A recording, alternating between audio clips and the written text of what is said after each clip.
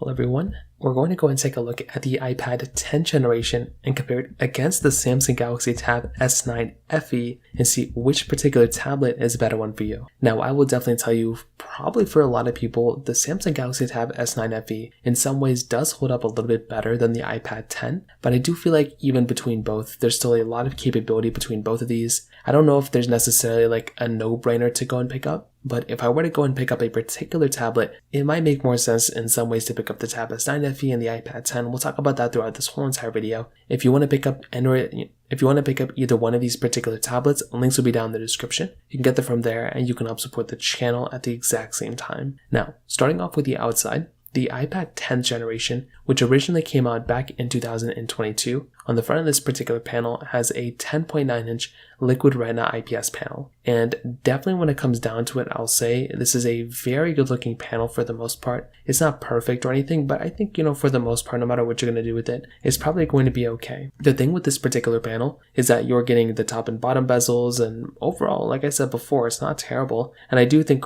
if you're going to pick up an iPad, it's probably a good, tablet panel, but it's just a 60 Hz panel, so keep that in mind. On the Tab S9 FE, this is also an IPS LCD panel. It's 1440p, so it's still fairly high resolution, but it is a 90 Hz panel over, the 60 Hz that we're getting on the iPad 10. On top of that, these are basically the same exact size displays, so I think that is really nice to basically have that exact same size display on both. But I will say, in my personal opinion, it is very nice to have that type of capability on the Samsung Galaxy, Tab S9 FE of having that 90 Hz or with the 60 Hz on the iPad 10. Both are giving you flat sides on both, which, look and feel very great. You're still getting USB Type-C on the bottom of both these tablets. You're actually getting, a very good build quality on both of these tablets, which again is something I love seeing. And if you're going to go and pick up a tablet, it's very nice to have that type of capability on both, which again, like I said before, is something I love seeing.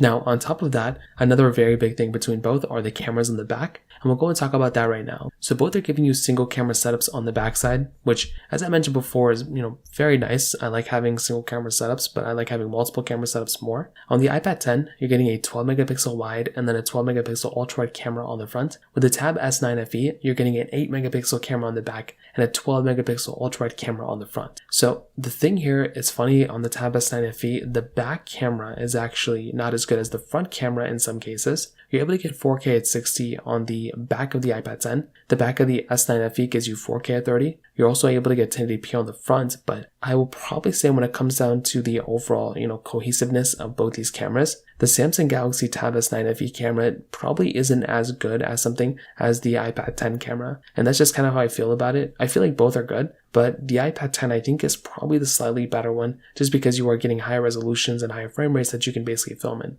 So that right there is basically one big thing to kind of keep in mind here as well. Now, on top of that, when it comes down to the software longevity side, this is also another very interesting thing here, because these are, one of those types of devices that you have to look at, and you have to be kind of okay with the way this particular device, or both these devices are going to age. The thing is that the Tab S9 FE has a little bit of a different type of chipset inside compared to the iPad 10. The iPad 10 we can kind of look at and see how long this tablet's going to last. With the Tab S9 FE, we're not really 1000% too sure how long a tablet like that is going to last, and that could very well mean that for some people, it may be kind of a weirder type of scenario on that, on that particular tablet. But if I'm going to be honest, I'll probably say that between both are very good. You're not going to really experience too many crazy bad issues between both. But I do feel like a tablet like the Tab S9 FE probably is not going to last as long as something like the iPad 10. So kind of keep that in mind there. On top of that, when it comes down to the performance on both, the iPad 10 is giving you that Apple A14 body chip inside of it with 4 GB of RAM,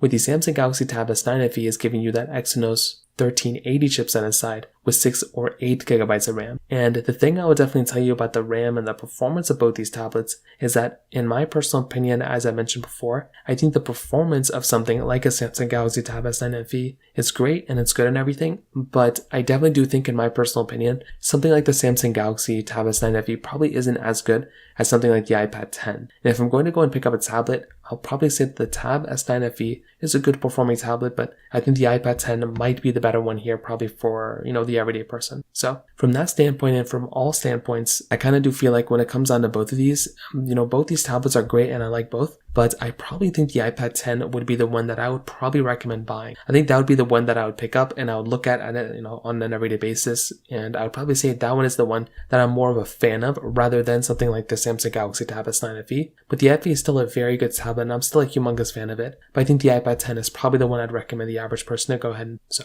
From that side, that kind of covers it up there. If you have any other thoughts or questions, please let me know in the comment section below. Hit the like button, that will mean so much, but definitely hit that subscribe button. More importantly than everything else, I love every single one of you guys. Hopefully I'll catch you guys in the next video. Peace out till then.